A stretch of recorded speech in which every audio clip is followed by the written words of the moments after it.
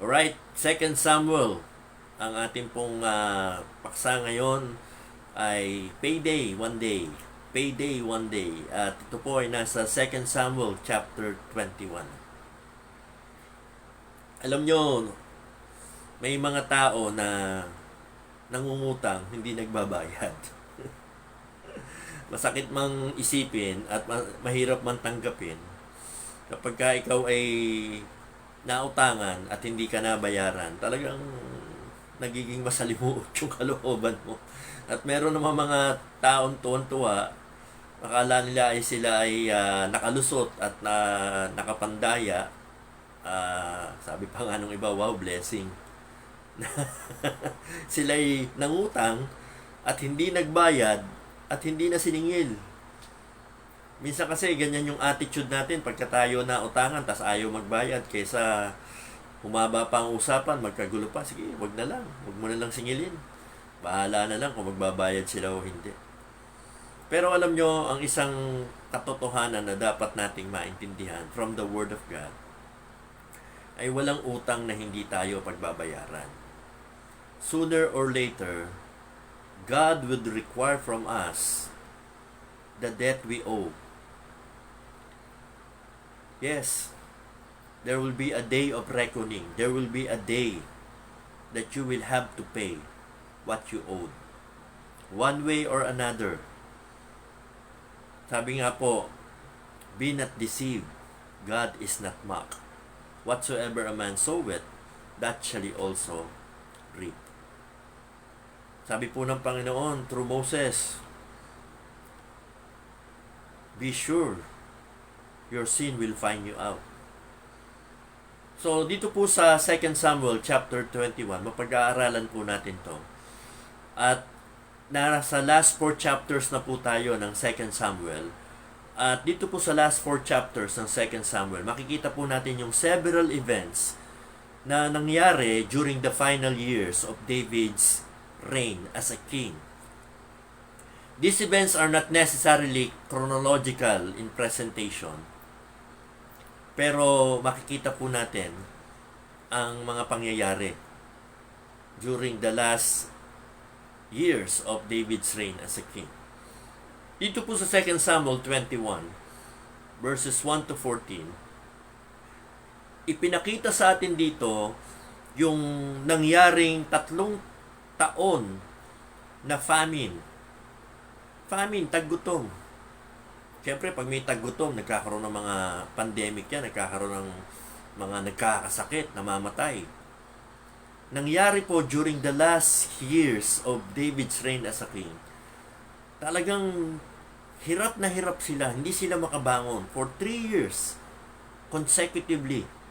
No. Imagine niyo, ngayon nakaka 2 years pa lang tayo sa pandemic. 'Di ba? Hirap na tayo. Parang hindi na normal ang buhay natin.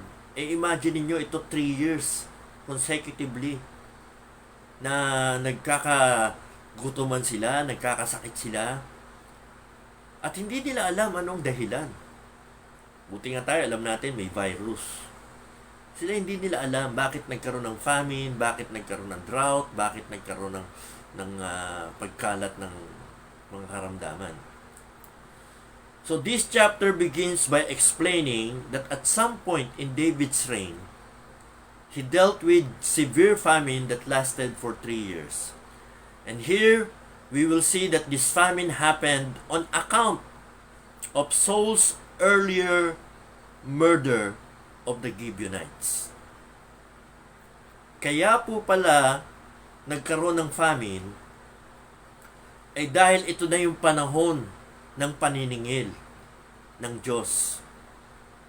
Dahil sa ginawa ng bayan ng Israel sa pamumuno ni King Saul ng kanilang pagpapatayin at paslangin ang mga Gibeonites.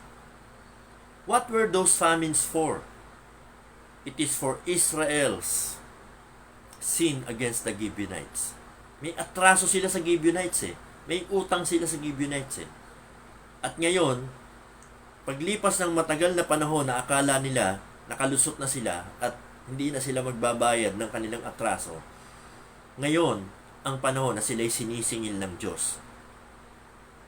Tingnan nyo, babasahin natin sa 2 Samuel chapter 21, beginning in verse 1. Then there was a famine in the days of David, 3 years, year after year. And David inquired of the Lord, and the Lord answered, It is for Saul, and for his bloody house, because he slew the Gibeonites. And the king called the Gibeonites, and said unto them, Now the Gibeonites were not of the children of Israel, but of the remnant of the Amorites. And the children of Israel had sworn unto them. And Saul sought to slay them in his zeal to the children of Israel and Judah. Wherefore David said unto the Gibeonites, What shall I do for you, and wherewith shall I make the atonement, that ye may bless the inheritance of the Lord? And the Gibeonites said unto him, We will have no silver nor gold of Saul, nor of his house, neither for us shalt thou kill any man in Israel. And he said, What ye shall say, that will I do for you. And they answered the king, The man that consumed us, and that devised against us, that we should be destroyed from remaining in any of the coasts of Israel. Let 7 men of his sons be delivered unto us, and we will hang them up unto the Lord in Gibeah of Saul, whom the Lord did choose. And the king said, I will give them. But the king spared Mephibosheth, the son of Jonathan, the son of Saul, because of the Lord's oath that was between them, between David and Jonathan, the son of Saul. But the king took the 2 sons of Rizpah, the daughter of Aiah, whom she bare unto Saul, Armoni and Mephibosheth, and the 5 sons of Michal, the daughter of Saul, whom she brought up for Adriel, the son of Barzillai, the Meholatite. And he delivered them into the hands of the Gibeonites, and they hanged them in the hill before the Lord. And they fell all 7 together, and were put to death in the days of harvest, in the first days, in the beginning of barley harvest. Payday, 1 day. Isang araw, magbabayad ka ng iyong utang. Isang araw, yung akala mong natakasan mo, kinalimutan mo, binaliwala mo, hindi mo pinahalagahang pananagutan mo sa kapwa-tao mo. Akala mo, lusot ka na, libre ka na. Nakalimutan na ng taong pinagkautangan mo. Akala mo, lusot ka na. Pero ang Diyos may paraan para singilin ka. Magbabayad ang may utang. Tandaan po ninyo, sabi ng Panginoon, Vengeance is mine. I will repay, saith the Lord. Kasi pagka tayo po ay nangutang, at hindi tayo nagbayad, tayo po'y nagiging oppressive, tayo po'y nagiging mapanlamang sa kapwa. Now, pag sinabi nating nangutang, hindi lang pera ang ibig sabihin nito. Maaring ito'y atraso. Maaring ito'y panluloko ng kapwa. Maaring ito'y pananakit. May nasaktan ka, may naagrabyado ka, may nilamangan ka. Pero ang sabi ng Diyos, siya ang maniningil. Kaya dito po mga minamahal, sinisingil ng Diyos ang buong bayan ng Israel sa atrasong ginawa ni King Saul nung siya ang hari ng Israel, ng kanilang pagpapatayin at pagpapaslangin ang mga Gibeonites. Walang kalaban-laban ang mga Gibeonites. Hindi gumanti ang Gibeonites. Sino ba ang mga Gibeonites? Ito po yung una nating tingnan. Sabi po, hindi po sila children of Israel. Sila po ay children of the Amorites, a remnant. Nung panahon po ni Joshua, nung pinasok ni Joshua ang Promised Land at kinukubkub nila at ini-invade nila ang Promised Land, ang mga Gibeonites po, hindi sila nakipaglaban. Mabuti pong nakipagkasundo sila sa mga Israelites. Nagpaubaya po sila ng kanilang lupain. Sa kasunduan, na hiniling nila kay Joshua, huwag silang papatayin, handa silang magpaalipin sa Israel. At mula po noon hanggang sa panahon ni David, ang bayan ng Gibeon, ang mga Gibeonites, naging mababa ang loob at nagpaalipin sa Israel. Huwag lang silang papatayin. Pero anong ginawa ni King Saul? Nung panahon niya, para magpakitang gilas siya, pinagpapatay niya. Sa dahilang ang isip niya, ito yung mga dayuhan at hindi natin dapat pinakikitahan ng anumang pagkalinga. Pero dito makikita natin ang kabulukan ng pamumuno ni King Saul. Nakalimutan niya o hindi niya alam na may sinumpaan ang bayan ng Israel sa leadership ni Joshua na hindi nila papaslangin at sasaktan ang mga Gibeonites. Na hindi na nakipag-away sa kanila kundi nagpaalipin na lang, wag lang silang patayin. Pero hindi po inonor ni Saul ito at sila ay pinagpapatay.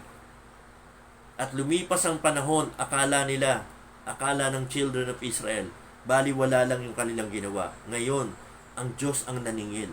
For 3 consecutive years, sila po'y pinaranas ng Diyos ng taggutom, ng taghirap, ng tagtuyot. Wala silang maging harvest, wala silang maging ani. At syempre, pagka nagkaroon ng kakulangan at kakapusan ng pagkain, nagkakaroon ng mga pagkakasakit at kamatayan. For 3 years, hindi nila alam anong nangyayari. And God told David this was because sa kanilang atraso sa Gibeonites. So, what did David do? Nakita natin who are the Gibeonites.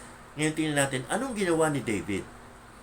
When he found out na ang cause ng pandemic, na ang cause ng famine, ay yung atraso ni Saul sa bayan ng Gibeonites. Ang sabi po rito, nakipag-usap si David sa mga Gibeonites at nung nalaman niya ang demand ng Gibeonites, later David gave in to the request of the Gibeonites to give them 7 men from Saul's family to be hanged as a repayment for what Saul had done to them. Sabi ng mga Gibeonites, hindi kami makikipag-away sa inyo at ayaw namin na may papatayin kayo para sa amin. Sabi nila kay King David. Pero ipaubaya nyo sa amin ang 7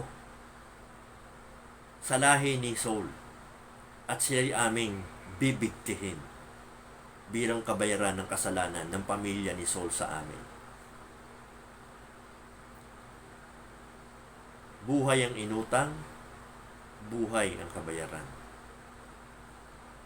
Alam niyo ang masakit dito? Itong mga binigti, wala namang kinalaman to eh. Pero nadamay. Ang dalawa rito, direktang anak ni Saulo. Yung isa kapangalan ng anak ni Jonathan, Mephibosheth. Yung 5, anak ni Michal, dun sa kanyang naging pangalawang asawa, nung umalis si David at pinalitan ni King Saul ng asawa, si Michal, na anak ni King Saul, at ang naging asawa niya, nagkaroon sila ng anak na 5 na lalaki. So, apo na to ni King Saul. So, isipin nyo, dahil sa kawalang hiyaan ni Saul, nadamay ang kanyang mga anak, nadamay ang kanyang mga apo. Magbayad po tayo ng ating mga atraso at pagkakautang. Mag-isip-isip po tayo kung may naagrabyado tayo, kung may mga atraso tayo, kung mayroon tayong pinagkakautangan. And let us make amends. Let us make payment for what we have done. Bago pa ang Diyos ang maningil sa atin. Kaya dito po makita natin si David, para hindi na lang buong bayan ang mapahamak. Para matigil na lang yung paniningil ng Diyos sa buong bayan. He gave in to the request of the Gibeonites and surrendered 7 of Saul's kindred, and they did what they have to do. Pinataw nila ang capital punishment. Binitay nila yung 7 lahi ni Saulo. So, anong ginawa ng Diyos after this? Anong naging resulta ng mga pangyayaring ito? Nang sinurrender ni David yung 7 at pinatawan sila ng parusa, anong naging tugon ng Diyos sa ginawa ni David? You know what happened? God answered the prayer of David and healed the land. Sabi po sa 2 Samuel 21 verses 12 to 14. God responded not because of the death of the 7 descendants of Saul, but because the Gibeonites were now treated by David with justice, and so they turned back to God. Alam nyo, malapit sa puso ng Diyos ang mga naaapi. Malapit sa puso ng Diyos ang mga nilalamangan. Kaya kung kayo ay nilamangan, kayo ay inapi, kayo ay sinaktan, kayo ay dinaya, tingin nyo na agrabyado kayo, maging comfort po sa inyo ito. Alam ng Diyos ang pinagdaanan nyo. Alam ng Diyos sino ang nang-api sa inyo. Alam ng Diyos sino ang may atraso sa inyo. At ang hustisya po ng Diyos ang maniningil. Huwag po kayo mag-alala. Huwag na kayong magalit at huwag na kayong magplanong maghiganti, sapagkat there will be a payday one day. Opo. Kaya wag ho tayong maging oppressor, wag ho tayong maging mapaniil, mapanakit, mapang-api, mapanglamang, yung kala mo, tingin mo, napakataas mo, napaka-self-entitled mo, na para bang pwede mong tapakan ng kahit sino dahil sa naabot mo yung mataas na posisyon mo o mataas na kalagayan mo sa buhay. Tingin mo napaka-powerful mo, tingin mo napaka-influential mo, kaya kahit sino tatapakan mo, kahit sino aapihin mo, kahit sino sasagasaan mo, dahil tingin mo sa sarili mo walang pwedeng bumangga sa iyo. Sabi mo nga, pag ako ang kinalaban nyo, para kayong bumangga sa pader. Meron akong balita sa iyo. Pag ganyan ang ugali mo, kahit gaano ka pakatigas na pader, gigibain ka isang araw ng Diyos. There will be a day of reckoning. Hindi po pwede. Sa justice po ng Panginoon, galit na galit siya sa mga mapang-api, sa mga mapagmataas, sa mga mapagmalaki.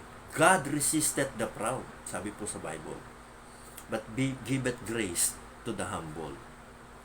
So what God did, He humbled Israel, and under the leadership of David, when David set things right, God did heal the land. Saka lamang muli ang Diyos ay nagpala sa kanila at nagbigay ng ani sa kanila nung nagpakumbaba sila at inamin nila ang kanilang pagkakamali. This is what God said in 2 Chronicles 7:14, di ba? If my people shall humble themselves and seek my face and turn from their wicked ways, then I will forgive their sins and heal their land. That's what happened here. Kaya ngayon pong pandemic, ang bayan po natin ay dumadaan sa malaking pagsubok at problema, o maaaring hindi natin alam, ito'y paniningil ng Diyos. Hindi lang sa bayan natin, sa buong mundo. Sa buong mundo. Kaya po tayo may pandemic. So ano ang dapat natin gawin? Kailangan po nating magpakumbaba sa Diyos. At hanapin natin kung ano ba ang kalooban ng Diyos. At paano bang ang mga bagay na ganito ay magkakaroon ng kanyang kahabagan para tayo kanyang kaawaan. 4 na principle po nais kong i-share sa inyo sa umagang ito. When you are going through a difficult crisis in your life. Unang-una po dito, nakita natin, the first thing that David did is to seek God's face. He sought God. He inquired of the Lord. Anong gagawin niya? Hindi siya nagdunong-dunungan, hindi siya nagyabang-yabangan, hindi siya nagtapang-tapangan, hindi siya nagmalaki. Sa halip nagpakumbaba siya sa Diyos. He sought God. He seek God's face. At ito po ang dapat nating ginagawa kapag meron tayong pinagdaraan ng malubha at matinding pagsubok o problema o sabihin pa nating pagpalo. Hindi natin alam eh. Minsan may mga nagagawa tayo, hindi natin alam, nakakasakit tayo ng tao. Minsan may nagagawa tayo, alam natin, nakasakit tayo, pero pagkatapos nakakalimutan natin. So minsan, hinahabol tayo ng kasalanan natin at sinisingil tayo sa ating mga nagawa. So anong gagawin mo? Magpakumbaba ka sa Diyos. Seek God. Seek God. Pangalawa, take initiative. Take initiative. Ano yung sabihin take initiative? Once God revealed to David that the famine occurred because of unjust actions toward the Gibeonites, David take initiative in meeting with them and asking how they can make amends. David got to the point to define the appropriate steps. He talked with their leaders, consulted with them, and then try to make amends. Kung may mga nasaktan po tayong tao, hindi pa huhuli para humingi tayo ng apology sa kanila. Pastor, 5 years ago na yun, 10 years ago na yun. Nakalimutan nila yun. Ang Diyos po hindi nakakalimutan yun. Tandaan nyo, kinakalimutan lang ng Diyos ng mga kasalanan natin. Yung inihingi na natin ng tawad at pinagsisihan natin. Yung sinabi sa Book of Hebrews na, and their sins and iniquities will I remember no more. Ay yung mga kasalanan na hiningi nyo na ng tawad sa Diyos. Pastor, hiningi ko na naman tawad sa Diyos yung kasalanan ko. Kung talagang hiningi mo ng tawad sa Diyos, humingi ka ng tawad doon sa taong pinagkasalahan mo. Kung may kailangan kang bayaran, bayaran mo. Kung may magagawa ka para i-correct mo yung pagkakamali mo, i-correct mo. Kasi kung hindi, hahabulin ka nito, sabi ng Panginoon, be sure your sin will find you out. Hahabulin ka na hahabulin nito. Kaya nga, managutan tayo, you take responsibility and be accountable for all the mistakes or sins. Parang ako, mga minamahal, hindi na ako kukuha ng example sa iba. Ako na lang mismo. Diyan po sa Parañaque, meron silang non-contact violation sa traffic. 2 beses po akong nahuli ng camera dyan na ako yung nag-violate sa kanilang traffic rules. Yung isa yung illegal left turn ko, yung isa naman, yung stop na, nag-go pa ako. So, yung isa, binayaran ko. Kasi, wala eh. Walang lusot eh. So, nagbayad ako. Yung isa, sabi ko siguro makakalusot. Kasi, hindi naman talaga malinaw eh. May kuha ng camera, pero tingin ko, hindi naman malinaw. So, nakapagparehistro ko ng aking sasakyan. So, sabi ko, naku, lusot na. Sabi ko pa, hallelujah, praise God. Pero nung susunod ko ng pagpaparehistro, ayaw nang tanggapin ng LTO. Ayaw na. Sabi ng LTO, bayaran nyo muna yung atraso nyo sa City Hall ng Parañaque. Kasi may ginawa kayong traffic violation doon. Akala ko lusot na eh. Pero hindi pala. At hanggat hindi ko binabayaran, hindi marirehistro yung sasakyan ko. So, masakit man, masalimuot man sa kalooban, mahirap man tanggapin, I have to humble myself and face the consequence of my action and pay for what I have violated. Buti na nga, akala ko, nung una kasi, ang singil, talagang mahal eh. Nung una, inaabot ng 3,000 kada violation eh. Buti, nagbaba na pala, nag-amend na sila ng kanilang, punishment. Ang bayad na lang, 1,500. Kaya, wag ho kayong mahiya, wag ho kayong mag panghinaan ng loob na sabihin mo, kasi pastor, baka pag humarap ako at humingi ako ng sorry, o baka pag humarap ako at sabi ko magbabayad na ako ng utang, baka lalo pa akong kagalitan at lalo pa akong sumbatan. It does not matter, ano? Pero maaaring makita mo, baka sabihin pa nga sa'yo, okay na yun, kalimutan mo na yun. Basta ang mahalaga rito, yung you take initiative, and then third, you act accordingly. Ano yung sabihin act accordingly? Kung ano yung sinabi nila, ano ni-request, kung sinabi nila bayaran mo, di bayaran mo. Oh. Sa bangko nga, pag hindi ka nagbayad agad, may interest eh. O, napipilitan ka magkaroon ng interest. Pag nag-loan ka ng sasakyan, hindi mo binayaran, binabatak sa'yo. Wala ka namang laban, binabatak naman. Sa Meralco, pagka hindi ka nagbayad ng kuryente, pinuputol, wala ka magawa, nagbabayad ka rin. Bakit sa tao, hindi natin magawang magbayad ng maayos? Dahil wala tayong pananagutan, dahil tingin natin, matatakbuhan natin, dahil iniisip natin, kayang-kaya nating lokohin at takbuhan yung ating pananagutan sa kanila. Tandaan po ninyo, mayroong Diyos na maniningil. Isang araw. Huwag niyong hintayin ang Diyos ang maningil. Kasi pag ang Diyos ang naningil, buhay ang kapalit.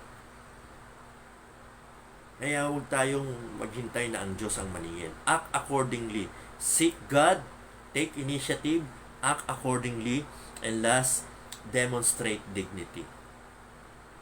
Si David po, ang ginawa niya, the least he can do, yung naging labi ng 7 binigte at yung labi ni Saul at ni Jonathan, inilibing niya ng maayos sa isang maayos na lugar para bigyang dignidad yung mga labi ni Saul, ni Jonathan at ng kanilang mga kaanak.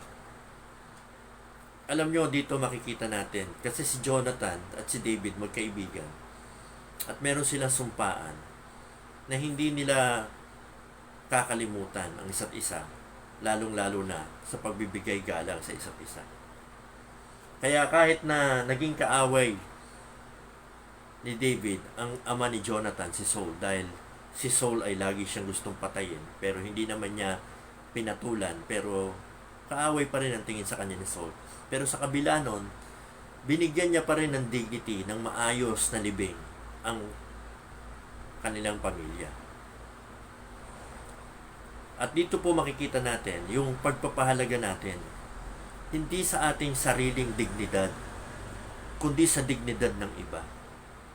Sabi po ng Bible yan in honor, preferring one another. Pero kasi ngayon, ang sabi ng Bible, ang problema ng tao, men shall be lovers of themselves more than lovers of God. And because you are lover of yourself more than lovers of God, you don't care about the dignity of other people. You don't care about the good of other people. Basta ikaw good, basta ikaw okay, kasi hoda sila, bahala sila sa buhay nila kung okay ba sila o hindi. Maling attitude yun. Lalo na kung ikaw ay pastor, lalo na kung ikaw ay Kristiyano. Minsan may mga pastor na ganyan. Bahala sila sa buhay nila. Kung ayaw nila sa akin, ayaw ko rin sa kanila. Kung galit sila sa akin, galit din ako sa kanila. Ang sabi po ng Bible, as much as lieth in you, live peaceably with all men. In honor, preferring one another. Kaya, ano po ang lesson dito na makukuha natin? Tandaan nyo po, pag tayo po ay naapi, may Diyos na aaliw sa atin at sasaklolo sa atin. Pero pag tayo ang nang-api, may Diyos na maniningil sa atin. Pero pag tayo humingi ng tawad sa ating mga pagkakamali, He is faithful and just to forgive us our sins and to cleanse us from all unrighteousness. Salamat na lamang po mga minamahal. Hindi tayo matatakot na isang araw mamamatay tayo at sisingilin ng Diyos lahat ng utang natin at pagbabayarin tayo sa ating mga kasalanan at tayo ay sa impyerno pupunta. Salamat na lang po, purihin ang Panginoon dahil kay Kristo Jesus na namatay sa krus, binayaran lahat ng ating pagkakasala. Tandaan nyo yung binayaran ni Kristo sa krus, lahat ng kasalanan natin. Past, present, future. At hindi ka nasisingilin ng Diyos sa kabilang buhay. Kung nagtiwala ka kay Kristo bilang iyong tagapagligtas. If you put your faith on the finished work of Jesus Christ, what He has done when He redeemed you, when He died for you, when He shed His blood, if you put your faith sa redemptive work ni Christ, and you take Christ as your Redeemer, sabi ng Bible, when you die, hindi ka nasisingilin ng Diyos sa kabilang buhay. There is therefore now no condemnation to them which are in Christ Jesus. Wala na. Hindi ka nasisingilin ng Diyos. Wala nang condemnation sa kabilang buhay. All your sins will not be reckoned against you. Amen? If you are saved, if you are trusting Jesus Christ, he that believeth on Him is not condemned, sabi ng Bible.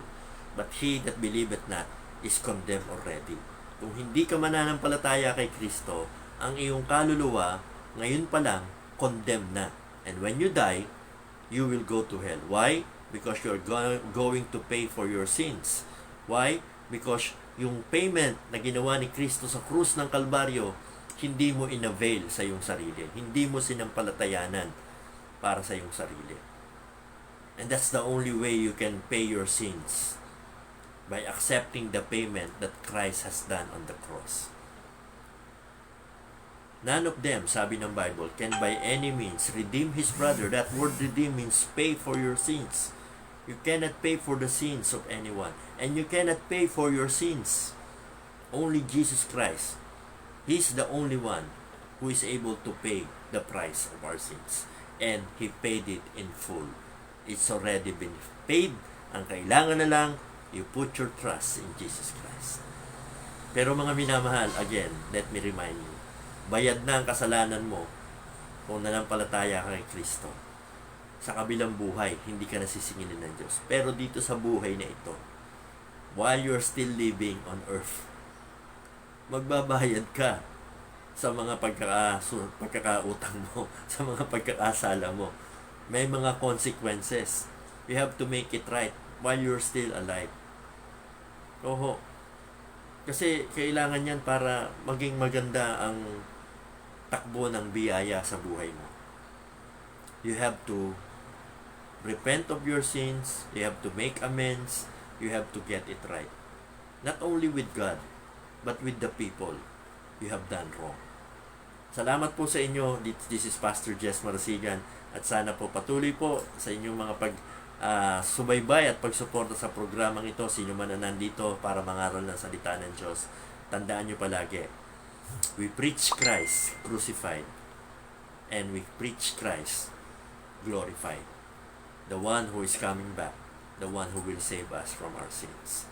Kaya, as long as life goes on, hope goes on, let us help spread the gospel of Jesus Christ. Let us use this avenue so that souls may hear the gospel and souls may be saved. Maging isa ka sa mga tagapagbahagi nitong programang ito para maraming mga kaluluwa maabot ng salita ng Diyos. If you have been blessed, share your blessings. Share this message of hope sa mga tao. Typing mo na